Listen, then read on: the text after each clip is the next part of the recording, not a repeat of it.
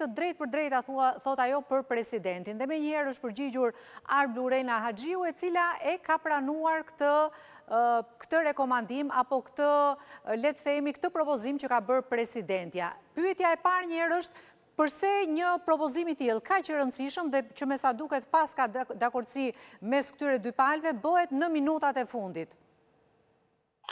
Dhe është një propozim me vlerë? Po, mendoj që kjo është zgjidhja e vetme, sepse partitë politike opozitare kanë tregu për gjithë këtë kohë, për gjithë këto javë, prej kur janë kryer zgjedhjet e fundit me 28 dhjetor të vitit 2025, që nuk janë të afta për me gjetë një zgjidhje për të parin e shtetit. Kushtetuta e Republikës Kosovës nuk është hartu prej kosovarëve dhe prej ekspertëve kosovarë, prej ekspertëve të partive politike, siç pretendojnë disa ekspertë kushtetues në Kosovë dhe siç pretendojnë disa prej partive politike kosovare, po është hartu prej përfaqësuesve të Bashkisë Ndërkombëtare, të cilët edhe kanë shpallur Kosovën shtet pavarur edhe sovran me 17 shkurt 2000. Dhe ata kur e kanë hartu Kushtetutën e Republikës Kosovës, kanë insistuar që me kultivu në një farë mënyre kulturën e kompromisit dhe kulturën e gjetjes zgjidhjes së problemeve që mund me i pas partitë politike, forcat e ndryshme politike në Kosovë tu bazu në konsensus. Edhe për këto gati 2 dekada na kemi dëshmuar që nuk po di me bë këtë, nuk po di me i zgjidh problemet me kompromis, me marrëveshje, me kështu.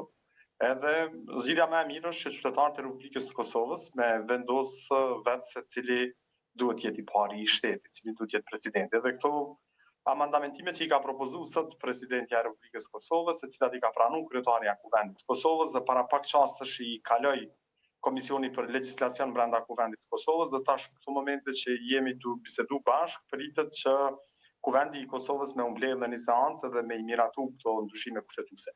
Nuk dia kanë me qenë këto ndryshime. Do të miratohen brenda orës 24.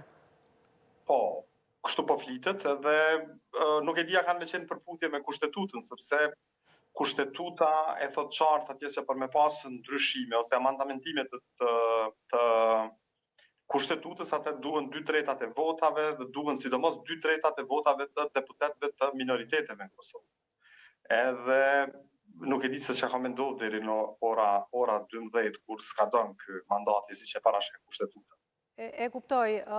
Janë ndryshime të rëndësishme që do të kërkonin paraprakisht edhe dakordsinë e palëve opozitare. Pse nuk u rimandatua zonja Osmani për një mandat të dytë në presidencë? Kurti u pyet nga gazetarët 2 mars për këtë çështje, por lart kuptohet se ajo nuk zon mbështetje të gjerë. Është vërtet kështu?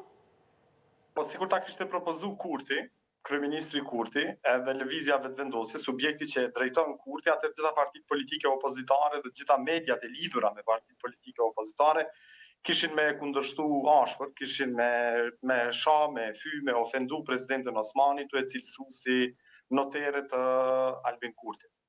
Kështu që ideja në fillim e forcave politike në Kosovë, edhe lëvizjes vetëvendosje si forca e parë politike, po edhe partive tjera politike opozitare,